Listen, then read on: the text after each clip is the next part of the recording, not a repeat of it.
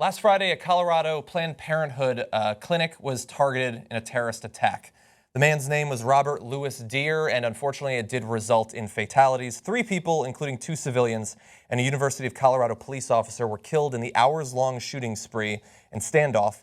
9 people, including 4 police officers, were wounded. So we're talking about an extended interaction between the terrorist and the police who responded to the attack and some of those who were held hostage during the hours-long standoff. Deere used an AK-47 rifle in the 5-hour shooting spree.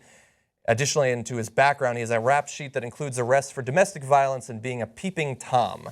Now, we're going to go very in-depth into what the little that we know about this man, and also how some activists, some politicians are choosing to describe him, to frame him a little bit later on. But first of all, obviously, when you first hear that it happened, you feel like your heart sink, both because of the tragedy of the event, but also because it feels like in hindsight, of course something like this was going to happen. After the political discussion and climate that we've had over the past few months about Planned Parenthood, about abortion, there are enough crazy people that it feels tragic and inevitable at the same time. That's absolutely right. And not only was it predictable that something like this would happen, it's beyond predictable that something like this will happen again in the future, because stories like this keep popping up, whether it's a Planned Parenthood related terrorist attack or whether it's, some mass shooting that's happening in the country. We immediately engage in the regular routine, the regular discourse, the regular rhetoric that doesn't lead to any real solutions. So with this story, what really stood out to me the most was how authorities and the media walked on eggshells at every moment of the story developing. So, for instance, if there's a story involving a Black Lives Matter protester doing or saying something that could be deemed violent, it's immediately put out there as if it's truth, there's no investigation into it, and that's it. People are immediately smeared. When it came to this guy, even today, days after the shooting, people refuse to admit to the fact that he targeted a Planned Parenthood. Yeah, or that this was terrorism. Look, here's the thing.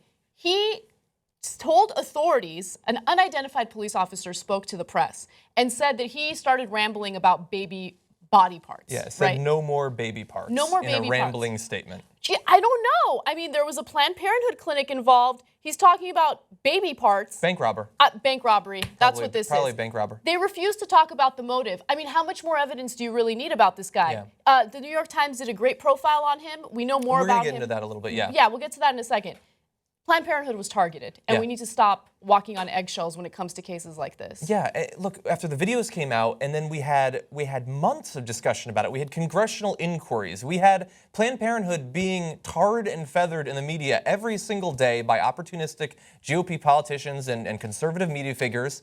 And then this happens. Immediately after it happens, if you had the bad luck of being on social media at the time, the man was being praised by pro-lifers, which has never been more ironic than in the wake of someone who killed multiple people, including cops, during a terrorist attack. But they were saying that, oh yeah, he killed a few people, but Planned Parenthood has killed millions. Nobody speaks up about that, which first of all is ridiculous. We can't stop hearing about Planned Parenthood every single day. But leading up to the attack, you had the support, the tacit support from all different angles of conservative life. And then in the wake of it, I understand that some of the people were trolls and some of the people are crazy. You can't trust everything that you see on social media. But he was being praised as a brave man who was doing what needed to be done. Right. No, I want to be absolutely clear about one thing.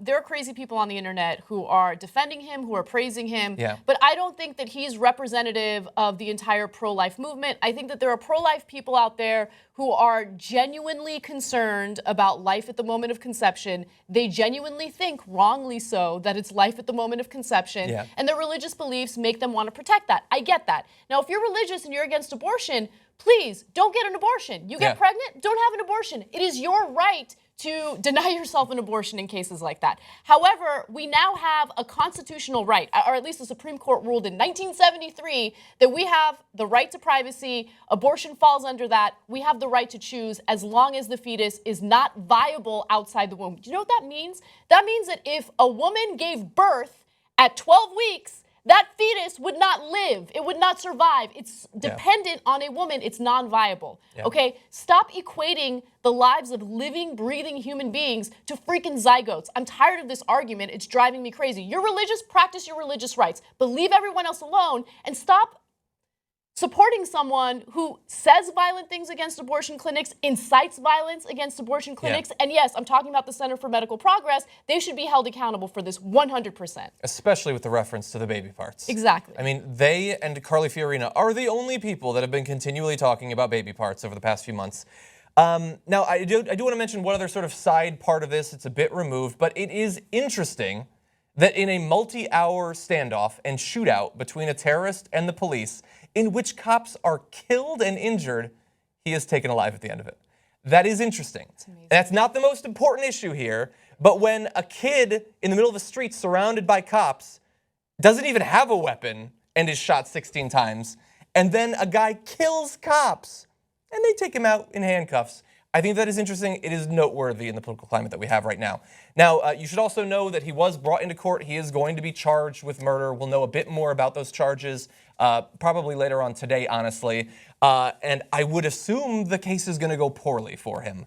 But unfortunately, it doesn't look like it's going to go poorly for the ideology, the media machine that, even if not intentionally, does provide some support for these sorts of people to go out and do the extreme version of what that entire side seems to think they should do.